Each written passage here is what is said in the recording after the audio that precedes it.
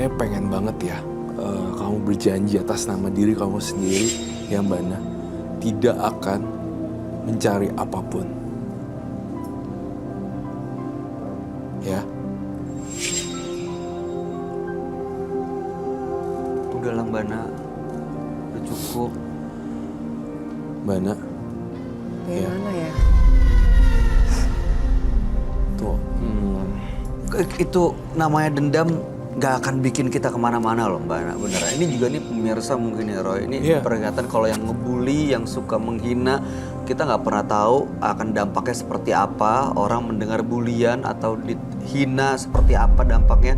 Akhirnya kalau dia dendam, bisa menghalalkan semua cara dan bisa melakukan apapun, bahkan tindakan di luar batas kewajaran.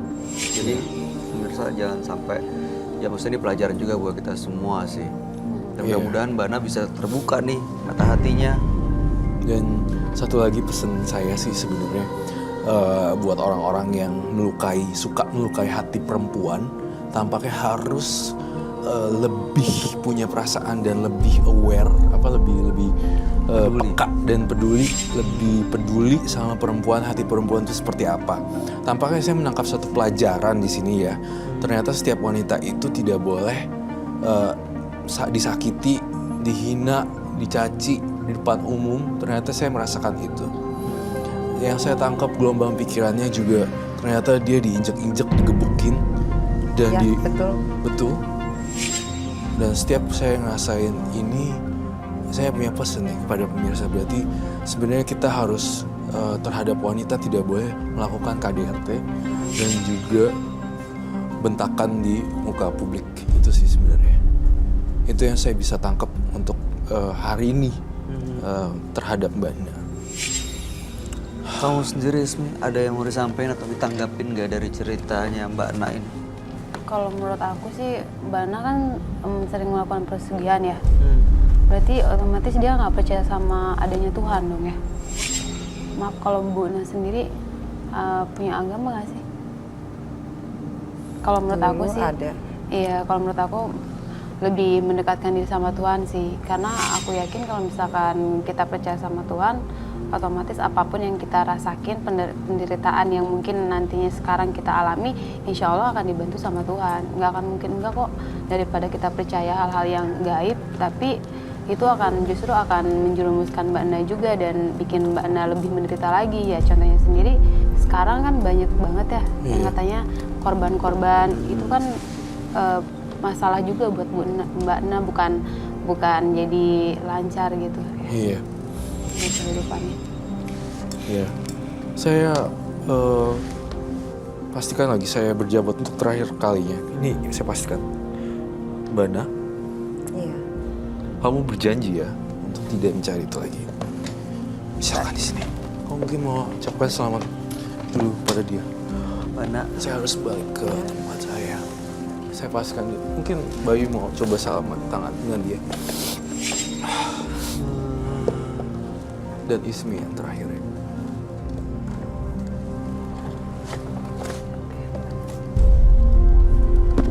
Baik. Mbak Ana, jadi ini adalah mudah-mudahan bisa diartikan bahwa tidak ada yang menghina, tidak ada yang membuli, tidak ada yang mengecilkan dan meremehkan Anda. Jadi daripada Anda bersekutu sama makhluk-makhluk seperti ini yang nanti malah merugikan, mendingan kan Anda punya Tuhan, Anda punya agama. Emang hidup mah nggak ada yang gampang sih, perjuangan lah pasti. Kalau misalnya dihina, bagaimana caranya kita menghadapi yang hinaan? Itulah bagian dari perjalanan hidup kita Mbak. Bukan saya mengajari dan menggurui ya, tapi maksud saya ya ini nggak akan jadi solusi apa-apa sih Mbak, pesugihan-pesugihan ini. Ya karena saya sudah putus asa. Dari dia jadi suami sampai menjadi mantan, menyiksa saya.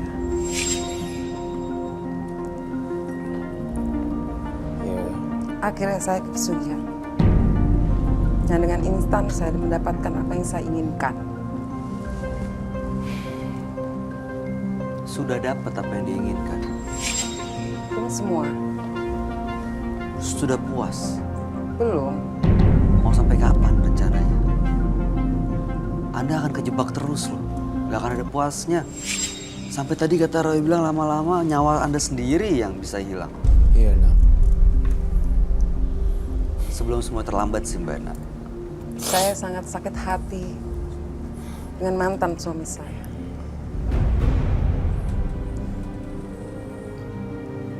Karena saya lihat kamu akan jadi target nih. Nah, Mbak Ana sendiri harus stop ya.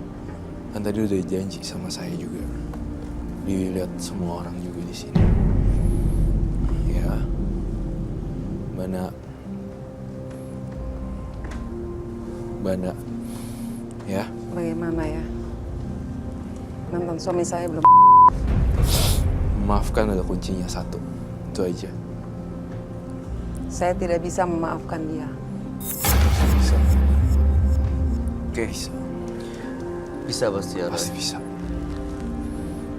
Mudah-mudahan bisa.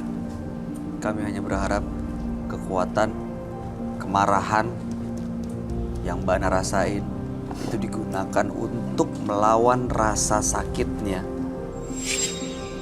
dan membuat Mbak Ana kuat untuk memaafkan suami Mbak Ana supaya Anda nggak sakit hati dan menggunakan makhluk-makhluk ini untuk mendapatkan apa yang Anda mau.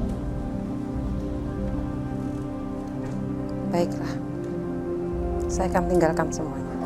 Coba ya Mbak ya, coba ya maafin ya, gunain kekuatan untuk maafin orang yang menyakiti Mbak ya. Iya, saya akan maafkannya. Tapi mereka tidak mau. Saya tinggalkan.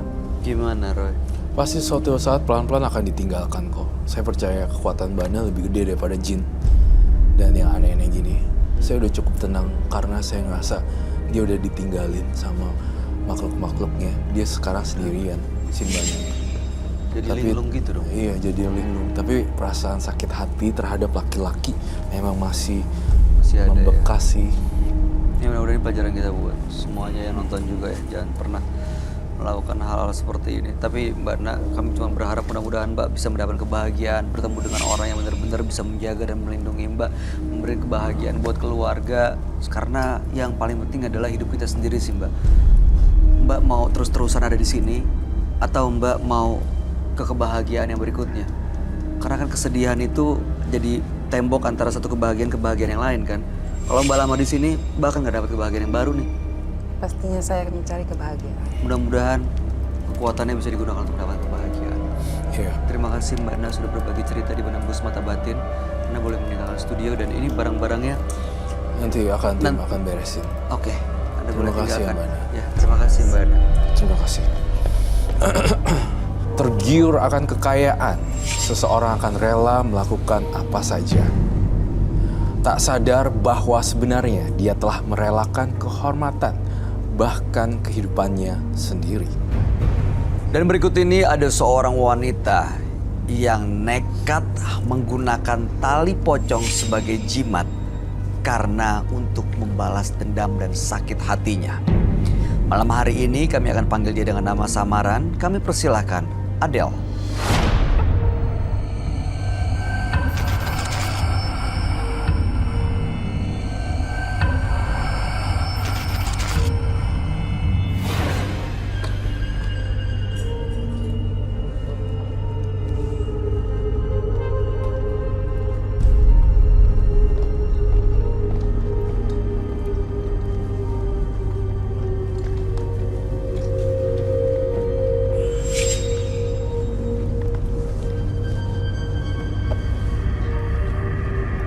Selamat malam Mbak Adele. Selamat malam, Mas. Boleh kami tahu pekerjaan Anda sehari-hari? Saya sekarang wira swasta. Oke, apa yang mau Anda ceritakan malam ini? Ceritakan pengalaman hidup saya yang sudah disakiti oleh laki-laki dan saya sampai hari ini belum menikah. Di usia saya yang sudah 41. Disakiti laki-laki itu mantan pacar maksudnya? Iya, mantan pacar. Apa yang dilakukan? Ada beberapa orang yang saat itu saya sudah menjalani hubungan dengan serius. Tapi akhirnya dia, ya biasalah menyakiti saya, menduakan, meninggalkan begitu saja. Ada 3 orang yang memang membuat saya sakit banget. Lalu begitu disakiti, apa yang Anda lakukan? Waktu itu cuma kecewa putus asa aja ya, Mas. nggak ada kepikiran apa-apa, cuma ya umum lah, cuma menangis gitu kan. Tapi lama-kelamaan mungkin karena saya untuk beberapa waktu memang mengurung diri, jadi ada yang di dekat rumah saya mungkin kasihan gitu ya ngelihat saya. Terus dia tanya, kamu mau apa sama orang itu? Saya pengen kembali lagi sama dia. Terus udah gitu dia bilang, ayo ikut ke tempat saya punya bibi katanya gitu. Dia punya, untuk bisa deh, siapa tahu dengan kayak gitu aura kamu kebuka, nanti kamu bisa itu lagi kan begitu. Karena buat saya itu positif, ya saya ikut dia. Sampai akhirnya itu ada yang mandi kembang, terus udah gitu kita ke satu tempat, nggak tahu aku makam apa itu ya, saya juga nggak tahu. Nah pas sudah itu ternyata dia manggil ada orang yang juru kunci gitu ya, juru kunci. Terus udah gitu saya juga bingung Mas, pertamanya apa ya, ternyata dia udah ada omongan dengan si juru kunci itu. Nah terus udah gitu dia sama si juru kunci sama si anaknya itu ada akhirnya pergi ke sana, ke satu tempat, satu kuburan. Terus dia menggali, saya kan bingung apa itu gitu kan. Terus sampai akhirnya dia udah selesai ditimbun lagi, udah sampai akhirnya kita pulang nih. Kalau nggak salah itu sampai rumah sekitar jam 2:30 pagi. Karena kita mulai dari jam 12 ya ke sana. Lalu? Ya malam. Sampai di rumah, terus dia bilang, kamu mandi. Dia udah menyediakan, saya tidak tahu Mas sebelumnya. Dia menyediakan ada kembang, ada air, semuanya gitu kan. Terus ada kain kafan putih, udah disiapin sama dia. Saya bingung, ini apa? Pokoknya mandi aja. Terus saya mandi, terus dia kasih itu. Selesai kan masih ini semuanya. Dikasihlah tadi itu yang Apa? tali. Tali apa? Saya nggak tahu kan. Maaf Bu, ini apa? Ini tali pocong perjaka. Jadi yang bagusnya mati hari, kalau istilah kami itu mati hari, mati pagi kubur. Jadi langsung hari itu juga. Jadi misalnya dia meninggalnya tadi pagi nih, langsung dikubur hari itu juga. Dan itu masih perjaka. Itu talinya dikasih ke? Iya, dikasih ke saya. Dikasih ke saya untuk pemikat. Berhasil? Berhasil. Dapat tuh tiga-tiganya? Tiga-tiganya dapat sama saya.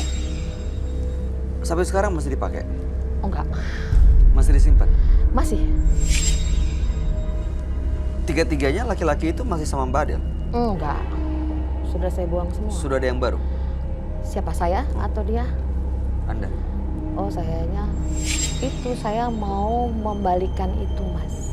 Mau mengembalikan itu? Ya karena saya mau mengembalikan itu. Sudah pernah dicoba? Waktu itu belum ada sih saya, cuma yang orang itu sebenarnya udah tidak ada lagi. Ibu yang itu sudah nggak ada lagi Mas. Oke, baik, mudah-mudahan kita bisa dapat solusi dari permasalahan yang Mbak Adel hadapi. Sebaiknya diceritakan semuanya langsung ke sahabat kami.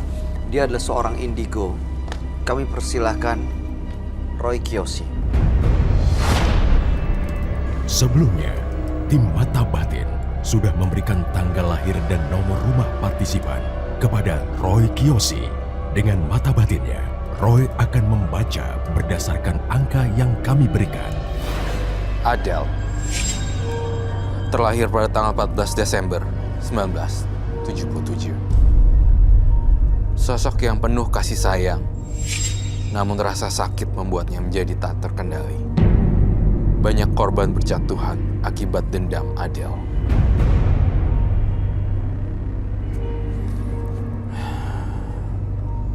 Saya melihat sosok pocong yang menagih kepada Adel karena tali pocongnya diambil.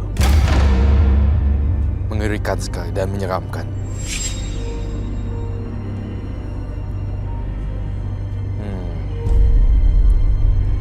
Saya mendengar suara bisikan sangat jelas di kuping saya. Bahkan Adel nyawanya terancam.